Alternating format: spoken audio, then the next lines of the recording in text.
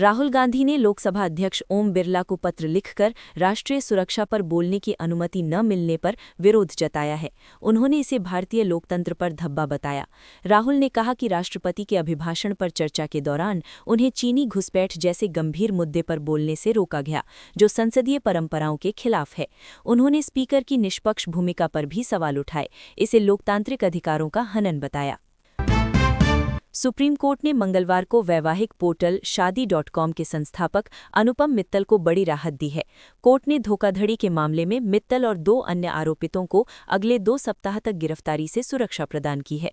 ये मामला हैदराबाद की एक महिला की शिकायत से जुड़ा है। उसने आरोप लगाया था कि पोर्टल पर एक फर्जी प्रोफाइल के जरिए उससे 11 लाख रुपए की ठगी की गई। उत्तर प्रदेश की ओर से पेश additional solicitor general KM. Nataraj ने जस्टिस विक्रम नाथ और जस्टिस संदीप मेहता की पीठ को बताया कि उन्होंने संबंधित जांच अधिकारी के विरुद्ध जांच शुरू कर दी है। इस पर पीठ ने पूछा, क्या इससे उचित प्राविधानों के तहत मामले का पंजीकरण नहीं होने की समस्या हल हो जाती है? भारत और अमेरिका के बीच ऐतिहासिक व्यापार समझौते की घोषणा के बाद सरकारी सूत्रों ने संकेत दिया है कि अमेरिकी व्यापार कानून की धारा 232 के अंतर्गत आने वाली वस्तुएं जैसे स्टील, एल्यूमीनियम, तांबा और कुछ ऑटोमोबाइल कंपोनेंट्स इस समझौते के मुख्य दायरे से बाहर रह सकती हैं। भारत अमेरिका व्यापार समझौते में अमेरिका से अल्कोहल और जैतून तेल के आयात पर शुल्क में राहत मिल सकती है, जैसा कि ब्रिटेन और यूरोपीय संघ के साथ हुआ है। हालांकि जीएम सोयाबीन और मक्का को भारत में अनुमति मिलने की संभावना कम है। समझौते से चावल किसानों को निर्यात बढ़ाने में मदद मिलेगी और इलेक्ट्रॉनिक्स पार्ट्स पर शून्य शुल्क से स्मार्टफोन और बिजली की कीमतें कम हो सकती हैं। सुप्रीम कोर्ट ने डेटा शेयरिंग को लेकर व्हाट्सएप और मेटा को कड़ी फटकार लगाई है। कोर्ट ने कहा कि डेटा शेयरिंग के नाम पर नागरिकों की निजता से खिलवाड़ बर्दाश्त नहीं किया जाएगा। शीर्ष अदालत ने मेटा की 2021 की गोपनीयता नीति पर सवाल उठाते हुए इसे निजी जानकारी चुराने का तरीका बताया। कोर्ट ने चेतावनी दी कि अगर वे नियमों का पालन नहीं कर सकते तो भारत छोड़ दें। मामले की अगली सुनवाई 9 फरवरी को होगी। कांग्रेस ने अमेरिका के साथ ट्रेड डील पर प्रधानमंत्री मोदी पर हमला किया है। राहुल गांधी ने आरोप लगाया कि प्रधानमंत्री मोदी ने अमेरिकी दबाव में आकर किसानों की मेहनत को बेच दिया। उन्होंने एप्स्टीन खुलासों और अदानी मामले को पीएम के दबाव का कारण बताया। राहुल ने कहा कि पीएम मोदी समझौताग्रस्त हैं और उन्होंने देश को बेच दिया है, इसलिए उन्हें संसद में बोलने नहीं दिया जा रहा। गृह राज्य मंत्री नित्यानंद राय ने लोकसभा को बताया कि देश में वामपंथी उग्रवाद संबंधित हिंसा में 88% की कमी आई है। 2010 की तुलना में 2025 में घटनाएं काफी कम हुई। 2019 से अब तक 7,400 से अधिक माओवादी गिरफ्तार हुए और 5,880 ने आत्मसमर्पण किया। ईडी ने मनी लॉन्ड्रिंग के मामलों में 95% की सजा दर का दावा किया है। वित्त राज्य मंत्री पंकज चौधरी ने राज्यसभा में बताया कि 58 मामलों में से 55 में आरोपियों को दोषी ठहराया गया। विपक्ष द्वारा कम सजा दर के आरोपों का खंडन करते हुए उन्होंने कहा कि ईडी की दर एनआईए के समान है। कुल 8,381 मामले दर्ज किए गए हैं, जिनमें से 5,158 हाल के वर्षों में हैं। अजीत पवार के निधन के बाद उनकी पत्नी सुनेत्रा पवार ने राज्यसभा से इस्तीफा देकर महाराष्ट्र की राजनीति में कदम रखा। अब खाली हुई सीट पर बेटे पार्थ पवार को भेजने की चर्चा है, लेकिन विवादों के चलते छोटे भाई जय पवार भी विकल्प है। पार्टी इस पर विचार कर रही है। एनसीपी ने विलय की अफवाहों का निरसन किया है। लोकसभा में राहुल गांधी के भाषण को लेकर भारी हंगामा हुआ, जिसके बाद सांसदों ने स्पीकर की ओर कागज के टुकड़े उछाले। स्पीकर ने कार्यवाही स्थगित की और चिमाला किरण रेड्डी सहित 8 सांसदों को निलंबित कर दिया। ये घटना पूर्व सेना प्रमुख मनोज नरवणे की किताब के उद्धरण पर राहुल गांधी के बोलने के दौरान हुई, जिससे सदन में कई बार व्यवधान आया।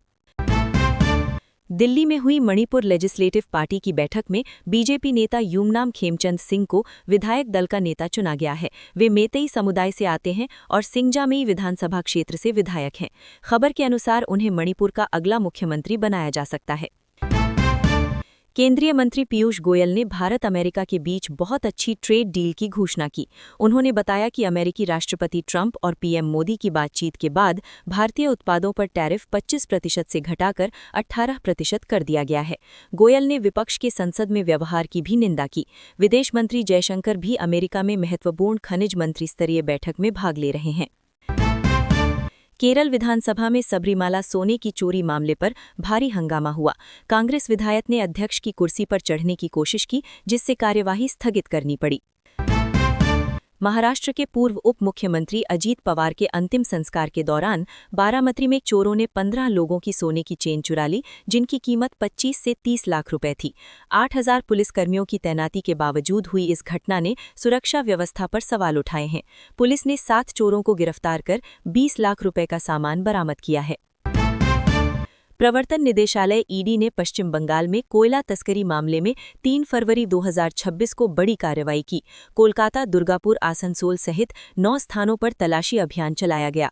मुख्य उद्देश्य तस्करी से अर्जित काले धन और हवाला लेन देन का पता लगाना है।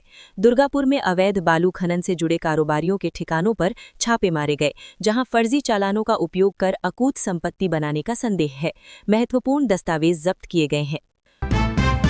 महाराष्ट्र के थाने में एक 18 मंजिला इमारत में भीषण आग लग गई, जिससे 70 से अधिक लोग अंदर फंस गए। सुबह करीब 4 बजे बिजली की पाइप से उठी चिंगारी के कारण आग फैली। दमकल कर्मियों ने सभी फंसे लोगों को सुरक्षित बाहर निकाला, हालांकि 2 बुजुर्ग व्यक्ति झुलस गए। आग पर सुबह 5:30 तक काबू पा लिया गया और घटना की जांच जारी है। पश्चिमी विक्षोभ के सक्रिय होने से उत्तर भारत में कड़ाके की ठंड लौट आई है। मौसम विभाग ने 3 फरवरी को पश्चिमी हिमालयी क्षेत्रों में भारी बर्फबारी और बारिश का अलर्ट जारी किया है। दिल्ली समेत कई राज्यों में शीतलहर और घना कोहरा छाने की संभावना है। द्रास में तापमान -15 डिग्री सेल्सियस तक गिर गया है। हिमाचल, उत्तराखंड और जम्मू कश्मीर में भी बारिश बर्फबारी का अनुमान है। दिल्ली सरकार ने सुप्रीम कोर्ट को बताया कि निजी स्कूलों की फीस नियंत्रित करने वाला नया कानून दिल्ली स्कूल शिक्षा और विनियमन में पारदर्शिता अधिनियम 2025 शैक्षणिक वर्ष 2025-26 में लागू नहीं होगा। ये जानकारी जस्टिस PS नरसिम्हा और आलोक आराधे की पीठ के समक्ष दी गई। सुप्रीम कोर्ट ने सभी संबंधित मुद्दों को दिल्ली हाईकोर्ट में उठाने की छूट दी, जो इस कानून को चुनौती देने वाली याचिकाओं की सुनवाई कर रहा है।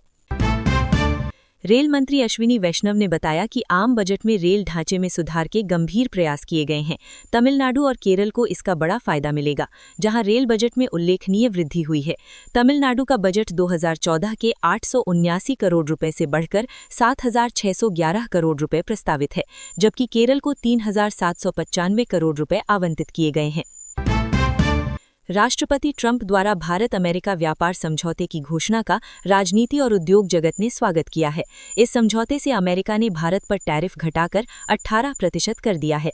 गृह मंत्री अमित शाह और रेल मंत्री अश्विनी वैष्णव ने इसे दोनों देशों के लिए लाभकारी बताया, जो मजबूत व्यापारिक संबंधों और रणनीतिक साझेदारी को बढ़ावा देगा।